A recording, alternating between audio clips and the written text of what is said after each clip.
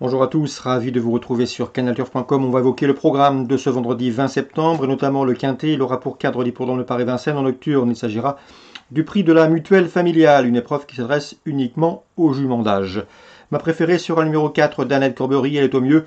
Elle vient de s'imposer à Caen et devrait confirmer ici.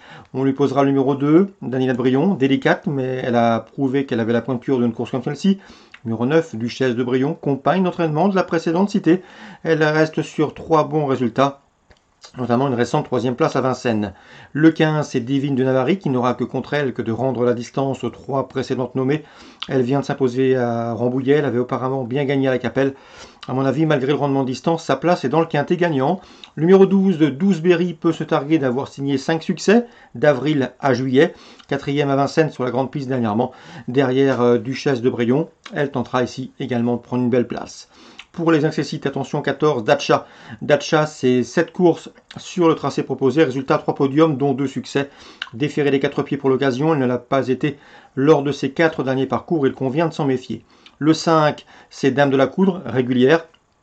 Elle vient d'être dominée par Divine de Navarre, mais tentera ici de prendre un accessite, tout comme le 11, Kaline Turgot, qui vient de s'imposer au Sable d'Olonne, qui est bien engagé, qui sera pieds nus, confié à Eric Raffin.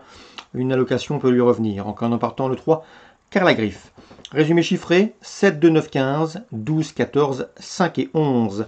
Su du programme Vincennes, la deuxième, le 207 Follow Dream, devrait confirmer son récent succès obtenu le début septembre avec la manière. Un cheval qui marchait ce jour-là une 13-6, soit le meilleur chrono du peloton sur ce tracé. On lui posera le 8, Farinelli Paulois, qui compte déjà 7 podiums en 8 courses courues. Et parmi ces 7 podiums, 4 succès, des statistiques qui plaident en sa faveur. Le 1, Fonzi Deripré, avait bien gagné auparavant, avant sa dernière disqualification. Il faut le racheter. 7, 8 et 1 dans la deuxième. Dans la 5e, le 501 Grande Surprise débute à Vincennes avec des ambitions. Elle est invaincue en 3 courses courues. Il convient toutefois de lui opposer le 6 Golden Madrid, elle aussi invaincue mais en 2 courses courues. Et le 4, dans cette épreuve, c'est Gauthieria. À mon avis, elle peut venir pimenter les rapports. J'ai eu l'occasion de m'entretenir avec son propriétaire Yannick Desmet. Il m'avait indiqué que c'est une pouliche qui a de la qualité, qui est maniable, qui est pratique et qui a un peu de qualité, donc suffisamment ici pour intégrer un podium dans cette course. Dans la 6e, on suivra de près les débuts en piste du 602 Hâtive du Chêne, un cheval bien qualifié qui fait l'objet de bruits favorables. Il est inédit, attention à ses débuts.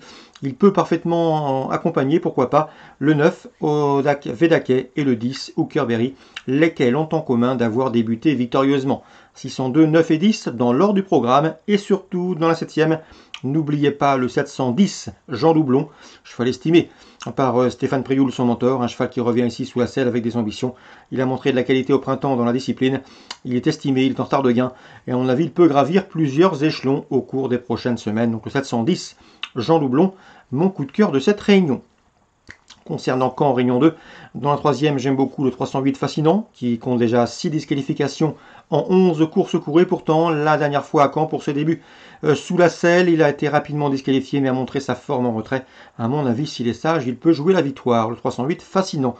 J'ai pu m'entretenir également avec Eddy Lebec, il aura 2 partants. Il compte surtout sur le 714 Flacca. Flacca qui vient de s'imposer de bout en bout sur cette piste le 2 septembre en allant devant. Une 14-7 ce jour-là, le meilleur chrono du peloton sur ce parcours. Et on en laisse compte une confirmation, elle peut une nouvelle fois aller devant. Et elle peut les emmener très loin. C'est le 714 Flacca, Eddy Lebec est très confiant. Chantilly, Réunion 4, je vous invite à suivre le 604 Arames, un cheval qui a montré de très belles choses au printemps. En 3 courses courues, il a signé une 2e place, puis 2 victoires, notamment la dernière en date obtenue courant juin sur le tracé cantilien qui nous intéresse. Ce jour-là, le cheval avait gagné très facilement, sans que son jockey ne lui demande le maximum. C'est un cheval, à mon avis, qui peut se hisser dans des sphères supérieures. Donc attention à lui, le 604 Arames. Il n'a pas fini de gravir les échelons, à mon sens. Voilà pour les infos de ce vendredi 20 septembre. Bonjour à tous, rendez-vous demain pour un nouveau programme.